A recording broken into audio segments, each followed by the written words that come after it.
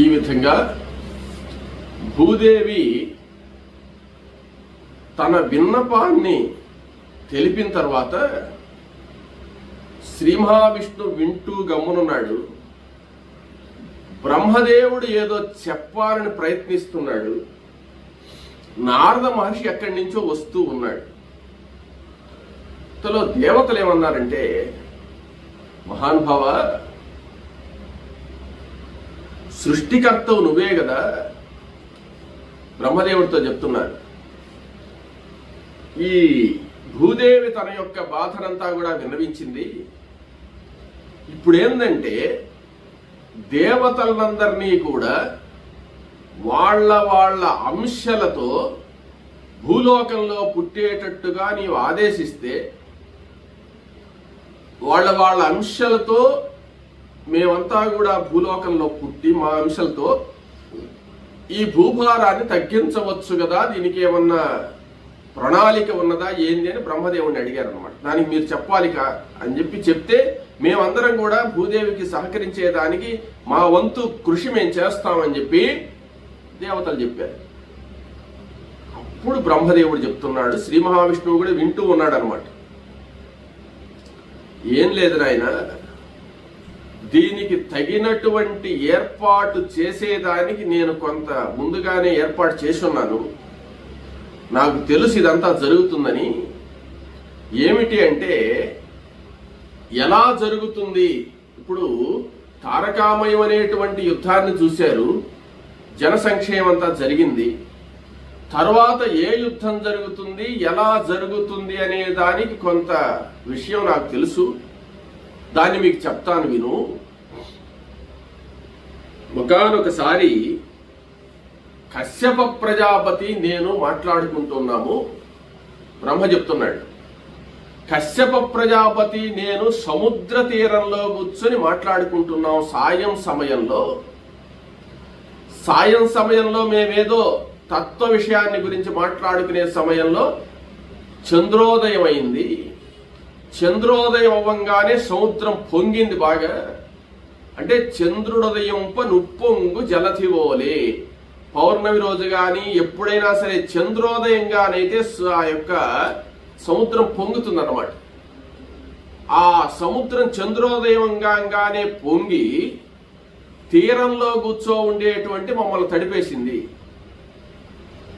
ఎప్పుడైతే మా శరీరం అంతా తడిసిపోయిందో అప్పుడు మేము తత్వాన్ని గురించి మాట్లాడుకుంటుండే సందర్భంలో ఈ విధంగా సముద్రుడు మమ్మల్ని తడిపాడు కదా అని చెప్పి నేను కోపంగా సముద్రుడి వైపు చూశాను.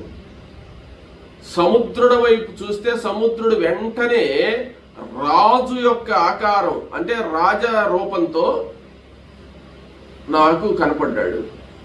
కనపడి నమస్కారం చేశాడు. నమస్కారం చేసిన తర్వాత, శాంతించు సముద్ర, శాంతించు. నీవు ఇలా మిడిసిపాటు పడితే ఎట్లా? ఒకవేళ చంద్రుడు ఉదయించినప్పుడు నువ్వు ఉప్పొంగాల్సిందే గాని మేమిక్కడ కూర్చో ఉన్నామనే విషయం కూడా మర్చిపోయి మమ్మల్ని తడిపేసేయడం ధర్మమేనా? నీవు ధర్మాన్ని అతిక్రమిస్తున్నావు. పెద్దవాళ్ళని గౌరవించాల్సిన అవసరం లేదా నీకు అని చెప్పి, నీవు శాంతించు, ఇంత ఎగిసిపాటు పనికిరాదు అని చెప్పి ఆయన అన్నాడు.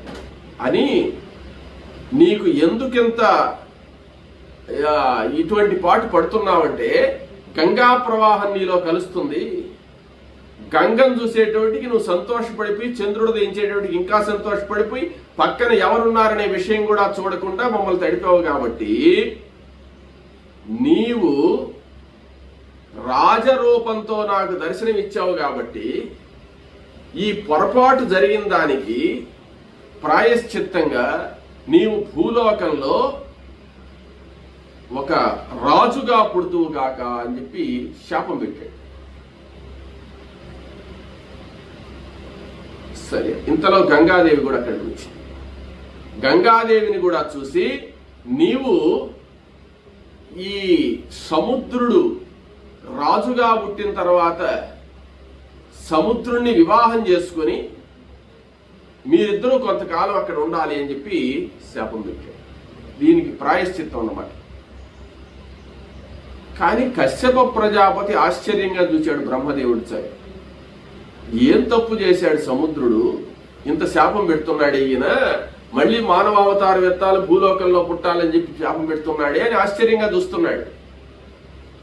ఇంతలో ఆయన సముద్రుడు బ్రహ్మకి నమస్కారం చేసి, మహానుభావ, మీరు పెట్టినటువంటి ఈ శాపాన్ని నేను అనుభవిస్తాను కాదని చెప్పలేదు, కానీ సముద్రానికి సహజమైనటువంటి లక్షణం కదా అది. అలలు పొంగడం కానీ, పైకి కెరటాలు ఎగరడం కానీ, సముద్రం వెంబడి ఆ తీరం వెంబడి అలలు రావడం కానీ, ఇంత సహజమైన లక్షణం కదా నాకు. నా సహజ లక్షణాన్ని నేను ప్రకటించానే కానీ నేను ఇంకేం చేయలేదు కదా, నాకు ఇటువంటి దారుణమైన శాపం ఇవ్వడం మంచిదా అని చెప్పంటే, అప్పుడు బ్రహ్మ చెప్తున్నాడు, నాయన,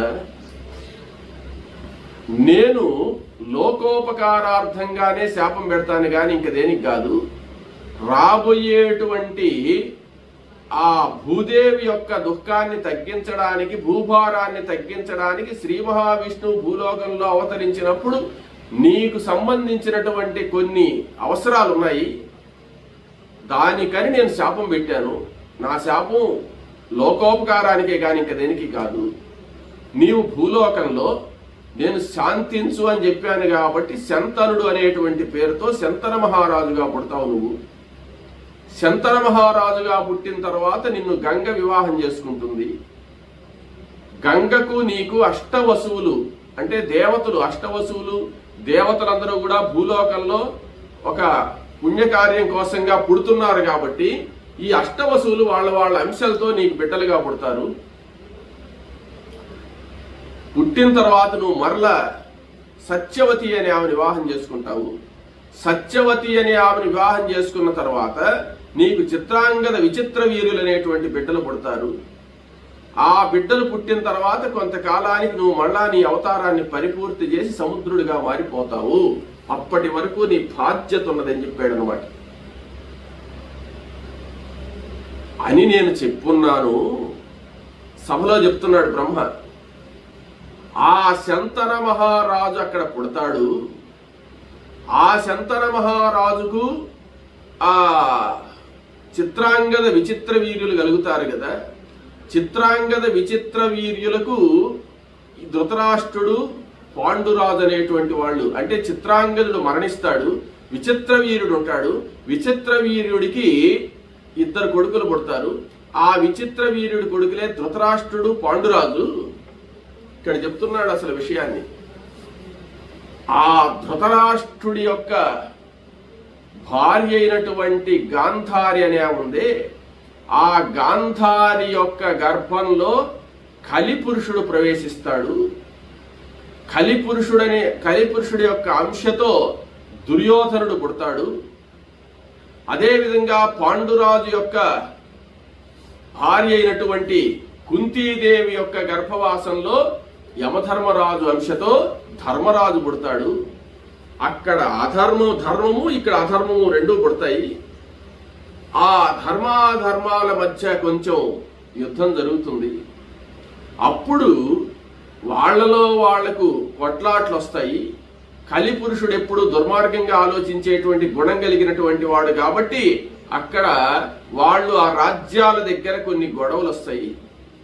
సృష్టించిన తర్వాత రెండు వర్గాలుగా విడిపోతారు. రెండు వర్గాలుగా విడిపోయిన తర్వాత ఆ వైపు ఈ వైపు అందరూ కూడా అనేక మంది రాజులు వాళ్ళకి సహాయంగా వస్తారు. అప్పుడు యుద్ధం జరుగుతుంది. ఆ యుద్ధంలో అనేక మంది రాజులు సంహరింపబడి భూభారం తగ్గుతుంది. అది జరగబోయేటువంటి విషయం అని చెప్పి ఆయన బ్రహ్మదేవుడు చెప్పాడు. బ్రహ్మదేవుడు ఈ వాక్యాలన్నీ కూడా ఇక్కడ వివరించేటువంటి సమయంలో నారద మహర్షి వచ్చాడు. అక్కడికి నారద మహర్షి వచ్చినటువంటి వాడై ఆయన చెప్తున్నాడు, కాబట్టి మీరు మీ అంశాలతో దేవతలందరూ కూడా పుడుదురు, కొంతమంది పుట్టున్నారు కాబట్టి పుడతారు కాబట్టి ఈ విధమైనటువంటి కార్యక్రమం ఉన్నది భవిష్యత్తులో. ఈ విధమైనటువంటి కార్యక్రమానికి కూడా మీరందరూ కూడా మీ అంశాలతో అవతరించాల్సిన అవసరం ఉన్నది అని చెప్పాడు అనమాట. అంటే నేను మీరు అవతారాలు మేమందరం ధరిస్తామని చెప్తుంటే ఇంతకు ముందే నేను సముద్రుడిని శపించున్నాను, ఆయన శంతనుడిగా పుడతాడు, శంతనుడి వంశంలో వీళ్ళు పుడతారు, పుట్టిన తర్వాత వాళ్ళకి సహాయకులుగా ఉండేటువంటి వాళ్ళలో కొంతమంది మీరు కూడా అవతారాలు ఎత్తి బ్రాహ్మణులుగా క్షత్రియులుగా జన్మించి యుద్ధం జరిగేటట్టు చేసి భూమి యొక్క దుఃఖాన్ని తగ్గించాలి అని చెప్పి అనుకున్నారు. సరే, శ్రీ మహావిష్ణువు గమ్మునున్నాడు. ఆయన ఎవరేం అడగల. ఏమంటే బ్రహ్మ చెప్పేశాడు, మేమంతా అవతారాలు ఎత్తేస్తాం, మా అంశాలతో పుట్టేసి భూభారాన్ని తగ్గించేస్తామని వాళ్ళు అనుకుంటున్నారు కదా. సరే, మన దాకా రాదులే వ్యవహారం, వాళ్ళతో సరిపోయేటట్టుందని విష్ణు ప్రశాంతంగా ఉన్నాడు. ఇంతలో నారద మహర్షి వచ్చాడండి. నారద మహర్షి వచ్చినటువంటి వాడై ఆ నారద మహర్షి నారాయణ నారాయణ అంటూ వచ్చాడు అనమాట. నారద మహర్షి వస్తే ఏదో కారణం ఉంటుంది కదా. ఆయన రాగానే ఈ విషయాలేం మాట్లాడలేదు. అందరికీ నమస్కారం చేశాడంటే శ్రీ మహావిష్ణువుకు బ్రహ్మదేవుడికి అందరికీ నమస్కరించినటువంటి వాడై ఆ సభా మండపంలో శ్రీ మహావిష్ణువుకు సమీప ప్రదేశంలో కూర్చున్నాడు. కూర్చుని మహతి అనేటువంటి వీణ ఉన్నది నారద మహర్షి దగ్గర. ఆ మహతి అనేటువంటి వీణను పూజించినటువంటి వాడై చాలా ఆనందంగా ఉండే విధంగా ఆ వీణలో సంగీతాన్ని వినిపించాడు వీళ్ళందరికీ కూడా. సమావేశం అయిపోయింది కదా. ఏమంటే భూదేవి దుఃఖించింది, భూదేవిలో దేవతలందరూ కూడా పుట్టి భూభారాన్ని తగ్గించాలి, అప్పుడు భారత యుద్ధం జరిగినప్పుడు తగ్గిపోతుందని అనుకున్నారు కదా వీళ్ళు. సరే, అక్కడికి అయిపోయింది కాబట్టి విష్ణువు ప్రశాంతంగా ఉన్నాడు కదా. అప్పుడు నారద మహర్షి వచ్చి తన వీణాగానంతో అనేకమైనటువంటి మధురమైనటువంటి గీతాలన్నీ కూడా ఆ వీణ ద్వారా పలికించినటువంటి వాడై ఆ శ్రీ మహావిష్ణువును సంతోష పెట్టడమే కాకుండా దేవతలందరూ కూడా పరమానంద భరితులయ్యేటట్టు కూడా అట్టుగా వీణతో కచ్చేరి చేశాడనమాట ఆయన. కాబట్టి ఆ ఆనందకరమైనటువంటి వీణానాదాన్ని విని ఆ శ్రీ మహావిష్ణువు యొక్క దివ్య గాథలన్నీ కూడా స్తోత్రం చేసిన తర్వాత ఆనందపడ్డారు అందరూ. ఆనందపడిన తర్వాత శ్రీ మహావిష్ణువుతో నారద మహర్షి ఒక విషయం చెప్తున్నాడు. మహానుభావ, వీళ్ళందరూ ఎన్ని అంశావతారాలెత్తినా దేవతలందరూ 3 కోటి దేవతలు భూలోకంలో పుట్టిన నిష్ప్రయోజనం.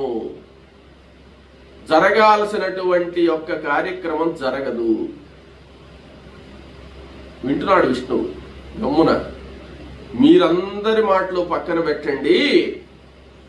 ఇక్కడ జనక్షయం జరిగి భూభారం తగ్గాలంటే మీరందరూ మిగిలిన దేవతలందరూ అంశావతారాలు ఎత్తినంత మాత్రాన్నే అక్కడ పని పూర్తి కాదయ్యా.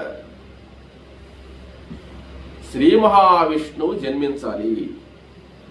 శ్రీ మహావిష్ణువు జన్మించి ఆయనకు మీరందరూ సహకరిస్తే అప్పుడు శత్రు సంహారం జరుగుతుంది, కానీ మీ వల్ల కాదు అన్నాడు.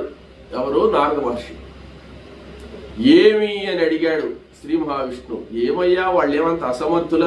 బ్రహ్మాండంగా యుద్ధం చేసే మహానుభావులు, దేవేంద్రుడు, వరుణదేవుడు, కుబేరుడు ఇట్లాంటి ఇత్యాది మహానుభావులందరూ ఉన్నారు కదా, నేనెందుకు మళ్ళీ అన్నట్టుగా అన్నాడు అనమాట. లేదు లేదు, ఈ మహానుభావులందరూ కూడా యుద్ధం చేసి ఓడిపోయిన వాళ్లే.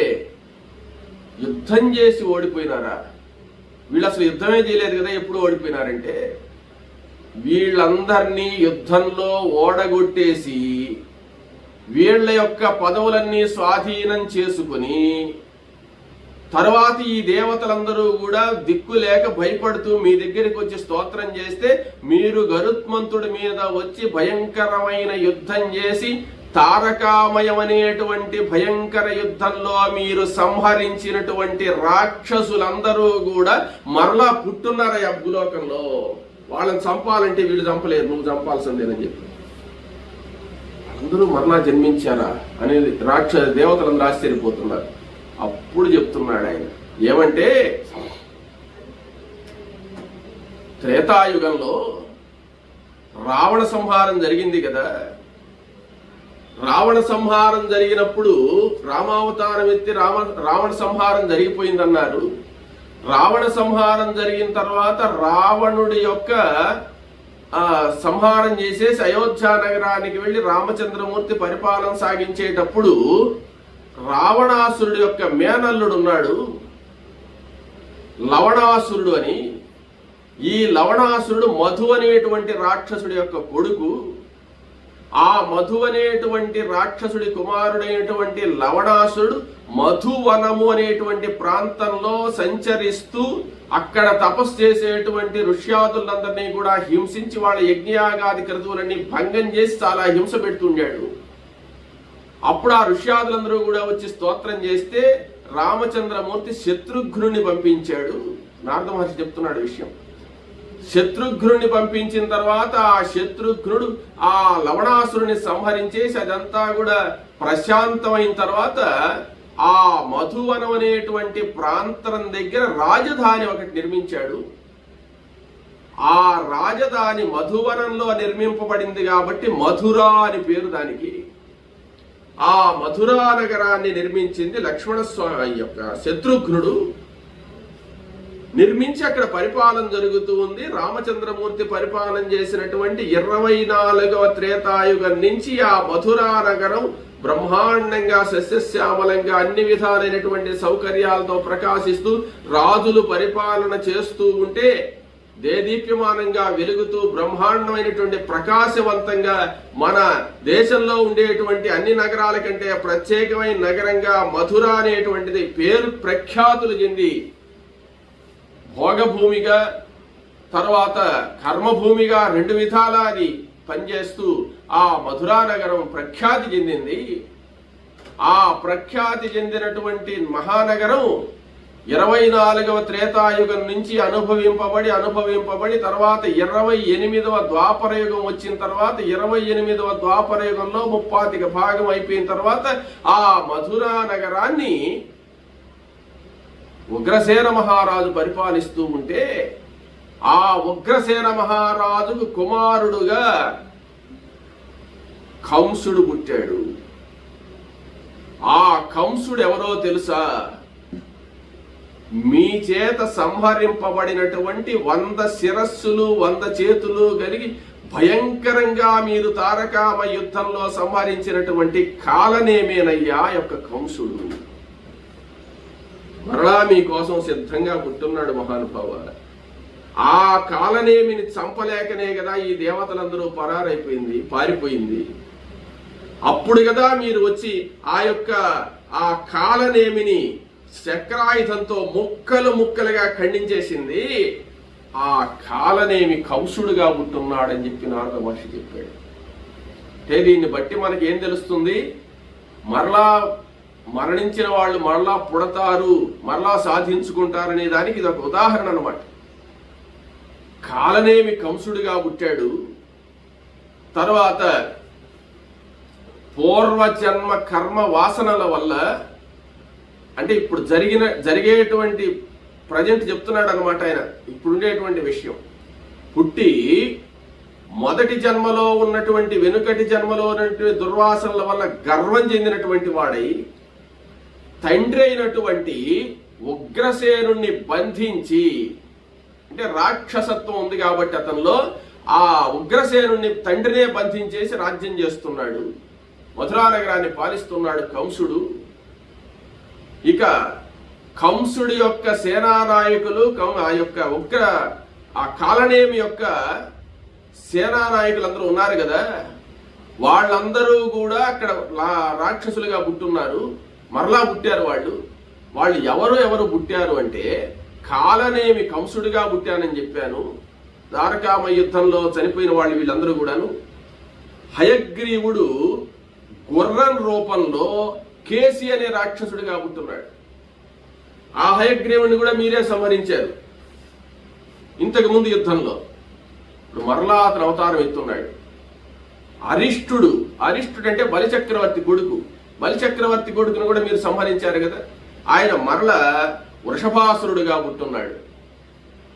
తరువాత ఖరుడు అనేటువంటి రాక్షసుడు నీ చేత సంహరింపబడి ధేనుకుడు అనే రాక్షసుడిగా పుట్టున్నాడు.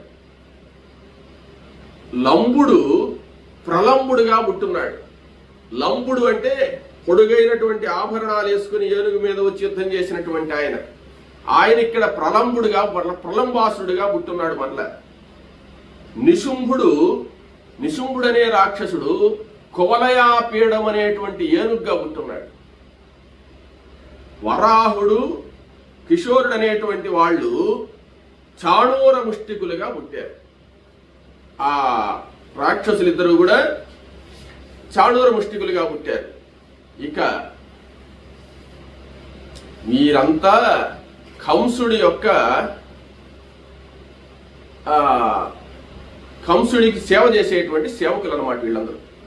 కంసుడు ఎట్ట చెప్తే అట్ట వీళ్ళు నడుచుకుంటారు.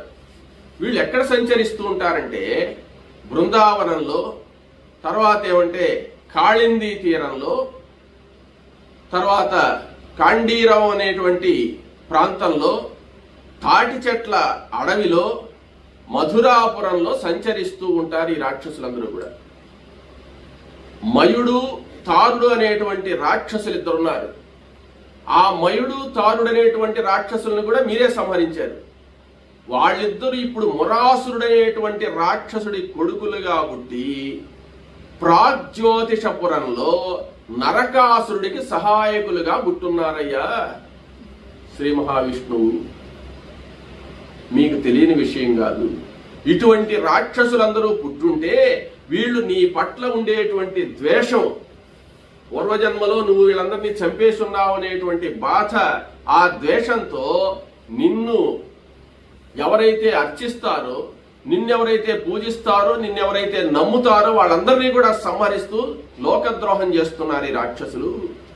అందువల్ల నీవు భూలోకంలో పుట్టి ఆ రాక్షసుల్ని సంహరించవలసింది అని చెప్పి నారద మహర్షి వివరించాడు.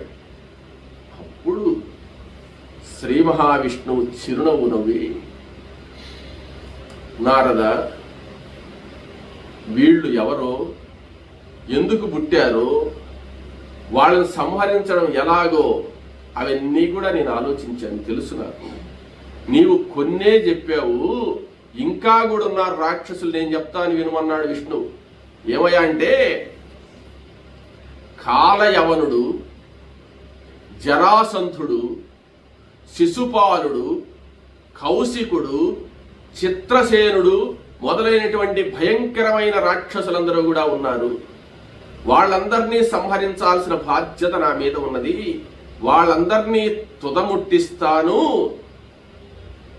వాళ్ళందరినీ సంహరించేసి ఎలాంటి ఇబ్బంది లేకుండా నేను నిర్మూలించి చేస్తాను కానీ అని ఆపాడు విష్ణు. ఏంది మహానుభావ కానీ అంటున్నారే, ఏమిటి మీ సందేహం అంటే, ఎక్కడ పుట్టాలి, నేను పుట్టేదానికి ఎక్కడ అనుకూలమైనటువంటి ప్రదేశం అని చెప్పి నేను అన్వేషిస్తున్నాను, ఎక్కడ పుడదామా అని ఆలోచిస్తున్నాను అని చెప్పి అన్నాడు. నేను మనుష్య రూపంలో పుట్టాలి కదా, ఎక్కడ జన్మించాలి నేనని ఆలోచిస్తున్నాను అన్నాడు. అప్పుడు వెంటనే బ్రహ్మదేవుడు సిద్ధంగా ఉన్నాడు అనమాట. బ్రహ్మదేవుడు అంటున్నాడు, మీరు పుట్టడానికి సరి అయినటువంటి ప్రదేశము, సరైనటువంటి స్థానం సిద్ధంగా ఉంది మహానుభావ. ఏందంటే ఎవరికి పుట్టాలి నేను కొడుకుగానంటే అప్పుడు చెప్తున్నాడు, కశ్యప ప్రజాపతి భూలోకంలో వసుదేవుడిగా పుట్టున్నాడు. ఆయన భార్య అయినటువంటి అదితి దేవకీదేవిగా పుట్టింది. ఇంకొక భార్య సురభి, సురభి అనేటువంటి ఆమె రోహిణీదేవిగా పుట్టింది. రోహిణీదేవిగా పుట్టి ఈ వసుదేవుడి భార్యలుగా వీళ్ళు ఉన్నారు. ఆ వసుదేవుడి భార్యలిద్దరికీ కూడా నీవు నీ తేజస్సును 2 భాగాలుగా చేసి ఇద్దరి భార్యల యందు 2 రూపాలతో నీవు జన్మించవలసింది. శ్రీకృష్ణుడిగా, బలరాముడిగా నువ్వు పుట్టాలి అని చెప్పి బ్రహ్మదేవుడు చెప్పాడు. అయితే కశ్యప ప్రజాపతి మానవ రూపం ఎందుకు ఎత్తాల్సి వచ్చింది అంటే, భూలోకంలో ఎందుకు పుట్టాడు ఆయన, వసుదేవుడిగా ఎందుకు జన్మించాడు అని అడగతారేమో. దానికి కారణం ఉంది. ఒకానొకసారి వరుణదేవుడు అనేకమైనటువంటి హోమధేనువులను సాక్కుంటున్నాడు. ఆవులు, యజ్ఞానికి సంబంధించినటువంటి యజ్ఞానికి సంబంధించినటువంటి పదార్థాలన్నీ ఇచ్చేటువంటి పాలు, పెరుగు, నెయ్యి ఇవన్నీ కూడా ప్రసాదించేటువంటి ఆ హోమధేనువులను ఆయన సాక్కుంటూ ఉంటే ఆ హోమధేనువులు సముద్ర తీరాల వెంబడి ఆ వరుణుడి ఆవులు కాబట్టి నీళ్లు ఎక్కడ ఉంటాయో అక్కడ సంచరిస్తూ వరుణదేవుడికి సహాయంగా ఉన్నాయి. వరుణదేవుడి మీదకి ఎవరన్నా దుష్ట శక్తులు వచ్చినా గాని వాటిని సంహరిస్తూ ఈ ఆవులు కాపాడుతూ ఉన్నాయి వరుణదేవుడిని, వరుణదేవుడి యొక్క లోకాలను. అప్పుడు ఈ కశ్యప ప్రజాపతి ఒకానొకసారి చూసి ఈ ఆవులన్నీ ఖాళీగా ఉన్నాయిలే, ఇవి దోలుకపోతే పోతుందని చెప్పి, ఎవరు అక్కడ మనిషి ఎవరు లేరు కదా అని చెప్పి ఈ ఆవులను కొన్ని దోలుకొచ్చేసుకున్నాడు. ఆయన ఆవులను దోలుకొని వచ్చేసి ఆయన బ్రహ్మాండంగా వాటికి పాలు గీలు తీసుకుంటూ జీవిస్తున్నాడు. కానీ తర్వాత వరుణదేవుడి ఆవులు అనే విషయం తెలిసింది ఆయన. వరుణదేవుడి ఆవులని తెలిసిన తర్వాత పాపం వరుణదేవుడి ఆవులు మనం దొంగతనంగా తోలుకు వచ్చినట్టు అవుతుంది, వరుణదేవుడి ఆవులు వరుణుడికి ఇచ్చేస్తాను అని చెప్పి కశ్యపుడు చెప్తే భార్యలిద్దరూ ఖండించారు, అదితి సురభి. ఏమనంటే ఆయన మనం తోలుకోవచ్చుకున్నాం, ఆవులు మనం అనుభవించుకుంటున్నాము, అక్కడ ఎవరు లేరు కదా, మన వాళ్ళని అడగలేదు కదా, నీవు వరుణదేవుడు ఆవులని తెలుసుకొని పోయి ఇప్పుడు తోలాల్సిన అవసరం లేదు, మన దగ్గరే ఉండి ఆయన వచ్చి అడిగినప్పుడు చూస్తామని వీళ్ళు ఖండించారు. తర్వాత కొన్ని రోజులైన తర్వాత వరుణదేవుడికి ఈ విషయం తెలిసింది. వరుణదేవుడు కశ్యపుడు తోలుకోపోయినాడు నా ఆవులు, మరలా నా ఆవులు నాకు ఇవ్వమంటే భార్యలు ఖండించారనేటువంటి విషయం తెలిసి ఇప్పుడు పోయి కశ్యపుడిని అడిగితే ఏం జరుగుతుందో ఏమో, గొడవలు అవుతాయి కదా అని చెప్పి బ్రహ్మదేవుడి దగ్గరికి వెళ్ళాడు. బ్రహ్మదేవుడి దగ్గరికి వెళ్ళిన పాట బ్రహ్మదేవుడు కశ్యప ప్రజాపతి దగ్గరికి వచ్చాడు. వచ్చి నాయన వరుణదేవుడు ఆవులు కదా అవి, వరుణదేవుడి ఆవులు నువ్వు తీసుకోవడం అధర్మం కదా అని, ఆ అధర్మమైనటువంటి పని చేయడమే కాకుండా వరుణదేవుడు ఆవులు ఇచ్చేస్తానన్నప్పుడు నీ భార్యలు వద్దన్నారని చెప్పి వాళ్ళ మాటకే నువ్వు విలువ ఇచ్చి ఈ ఆవుల మీద ఉండేటువంటి ప్రేమతో ఆవుల్ని వాళ్ళ ఆవులు వాళ్ళకి ఇచ్చేసేయకుండా వరుణదేవుడివి భార్య మీద ఉండేటువంటి ప్రేమతో ఈ ఆవుల మీద ప్రేమతో నువ్వు ఇలా ప్రవర్తించావు, అధర్మంగా ప్రవర్తించావు. కాబట్టి అధర్మంగా తెచ్చుకున్నటువంటి ఆవులను ధర్మంగా వాళ్ళకి ఇచ్చేయకుండా నీవు వాటి మీద ఉండే మమకారం చేత అధర్మ ప్రవర్తనలో వాటిని ఉంచుకున్నావు కాబట్టి నీవు చేసిన తప్పు. కాబట్టి నీవు భూలోకంలో వసుదేవుడిగా పుట్టాలి, పుట్టి నీ భార్యలిద్దరు కూడా భూలోకంలోనే పుడతారు. నీవు పశువుల మీద ఉండేటువంటి ఆవుల మీద ఉండే వ్యామోహంతో ఇతరుల యొక్క ఆవులను కూడా తెచ్చుకుని వాళ్ళకి ఇవ్వకుండా ప్రవర్తించావు. కాబట్టి అంటే ఏమని, నీకు ఆవుల మీద వ్యామోహం ఉందనే కదా అర్థము, ఆవుల మీద కోరిక ఉందనే కదా. కాబట్టి భూలోకంలో నీకు ఆవుల మీద ఉండే కోరికంతా తీర్చుకునే విధంగా కంసుడి యొక్క పశు అంటే ఆ గోవర్గాల మీద అధికారిగా ఉండేటట్టుగా నువ్వు ఉంటావు. అనేక ఆవులు నీకుంటాయి. ఈ వరుణదేవుడి యొక్క ఆవులే కాకుండా ఇంకా కూడా కొన్ని ఆవులు నీకు అక్కడ జన్మిస్తాయి, వాటి సేవ చేయాలి నువ్వు అని చెప్పి ఆ వసుదేవుడిని ఆదేశించాడు అనమాట. అది ఒక విధమైన వరం, అది ఒక విధమైన శాపం అనమాట. అప్పుడు అందువల్ల భూలోకంలో ఇప్పుడేమో వరుణుడి ఆవులు వరుణుడు దోలికి వెళ్ళిపోయినాడు, బ్రహ్మదేవుడు ఇప్పించేశాడు, వెళ్ళిపోయినాడు. తర్వాత వసుదేవుడు పుట్టిన తర్వాత ఈ వరుణుడి యొక్క ఆవులు ఇంకా కొన్ని ఆవులు తన అంశాలతో భూలోకంలో పుట్టాయి.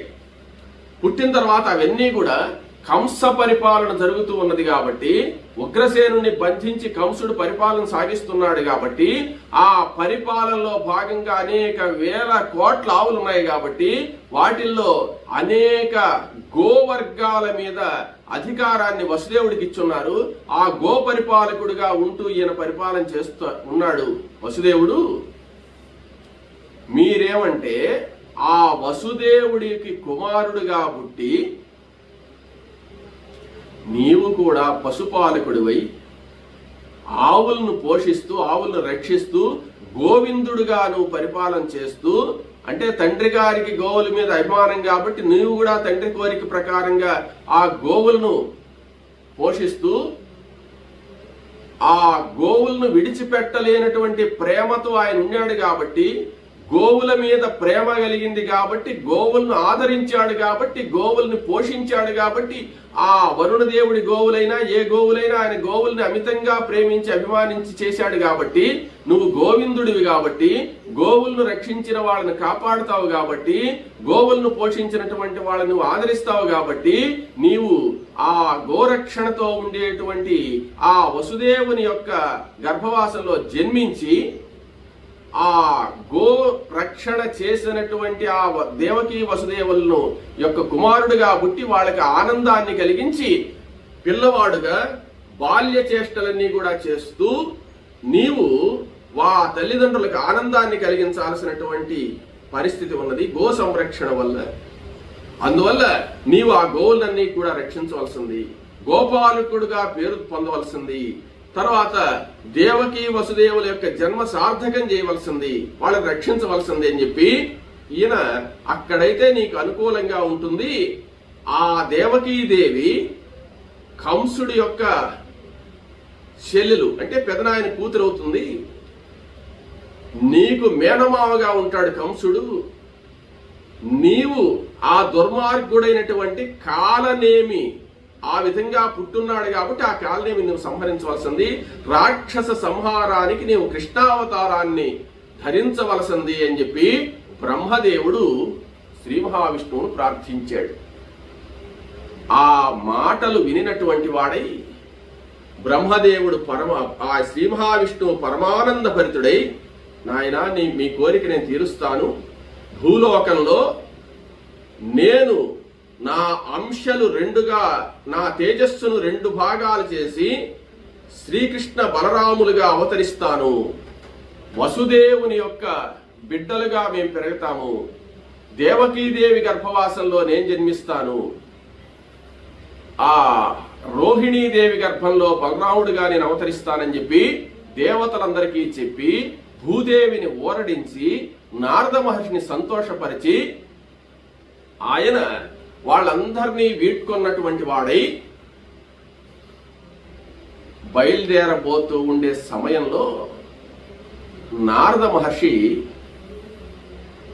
మహానుభావ, నీవు దేవకీదేవికి ఎన్నవ బిడ్డగా పుడతావు అని అడిగాడు. దేవకీదేవి 8వ గర్భంలో నేను పుడతానని చెప్పాడు శ్రీ మహావిష్ణువు.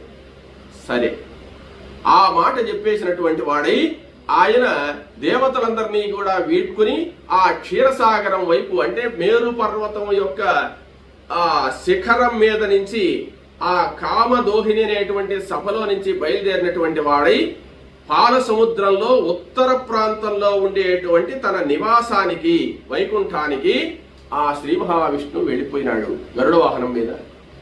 దేవతలందరూ కూడా ఆ భూదేవిని సంతోషపరిచి, అమ్మా సమావేశం పూర్తయింది, ఇంకా దేవతలందరూ ఎక్కడి వాళ్ళు అక్కడ జన్మిస్తారు, నీ భారాన్ని తగ్గిస్తారు, నువ్వు ప్రశాంతంగా ఉండు తల్లి అని చెప్పి ఆ బ్రహ్మదేవుడు ఆ భూదేవిని సంతృప్తి పరిచినటువంటి వాడై తాను సత్యలోకానికి వెళ్ళిపోయినాడు.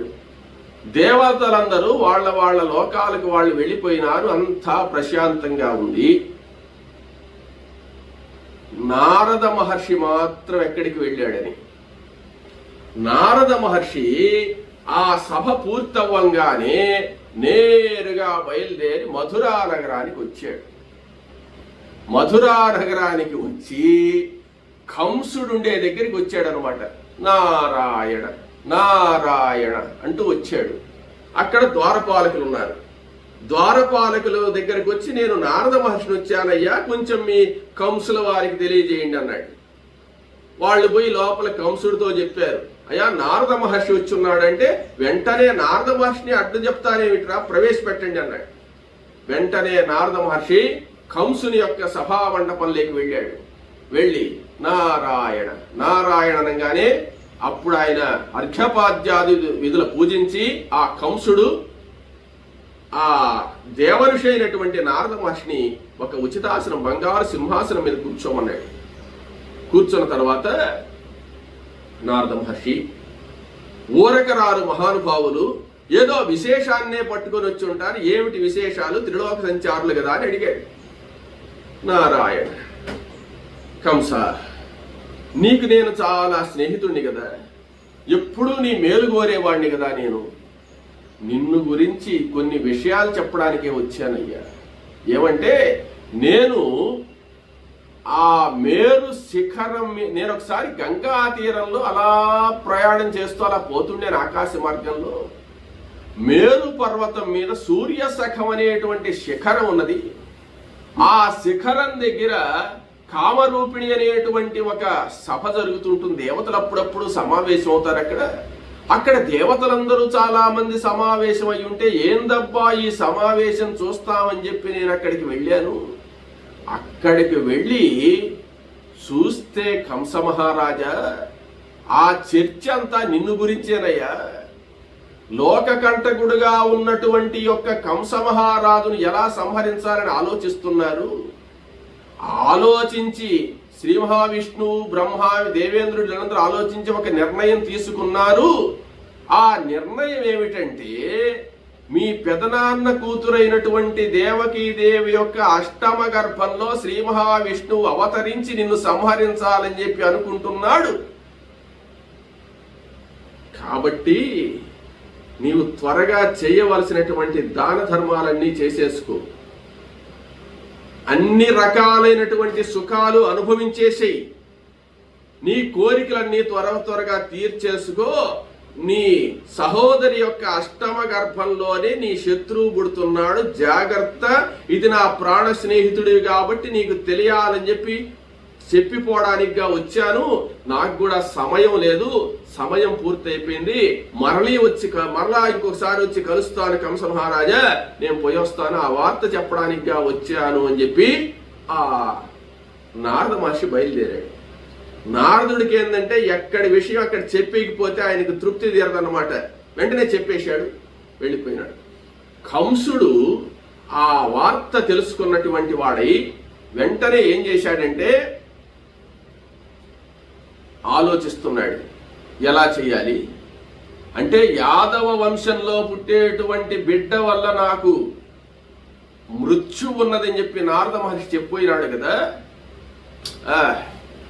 ఏ నారదుడు భయపడి చెప్పుంటాడు, నన్ను ఎవరేం చేయగలరు, ఎటువంటి పరాక్రమవంతుడైనా గాని నన్ను సంహరించలేరు, ఈ యాదవ వంశంలో పుట్టిన వాళ్ళు నన్నేం సంహరిస్తారు, కాబట్టి నన్ను భయపెట్టడానికి అలా చెప్పాడు నారదుడు. అయినా ఏం పర్వాలేదు, నన్ను ఎవరు సంహరించే వాళ్ళు ఇక్కడ పుట్టేవాళ్ళు లేరు, పుట్టినా వాళ్ళు నేను పుట్టనివ్వను కదా అని చెప్పి అనుకున్నటువంటి వాడై ఒకసారి ఆయన ఏం చేశాడంటే, వాళ్ళ పరివారాలైనటువంటి వాళ్ళ ఆ కంసుడి యొక్క సైనికులైనటువంటి అరిష్టుడు, కేసి, ప్రలంబుడు, ధేనుకుడు, పూతన, కాళీయుడు మొదలైనటువంటి వాళ్ళందరినీ పిలిచాడు. పిలిచి వాళ్ళందరితో చెప్పాడు, యదువంశంలో పుట్టేటువంటి వాళ్ళ వల్ల నాకు ప్రమాదం ఉందని చెప్పి నారద మహర్షి చెప్పి వెళ్ళాడు.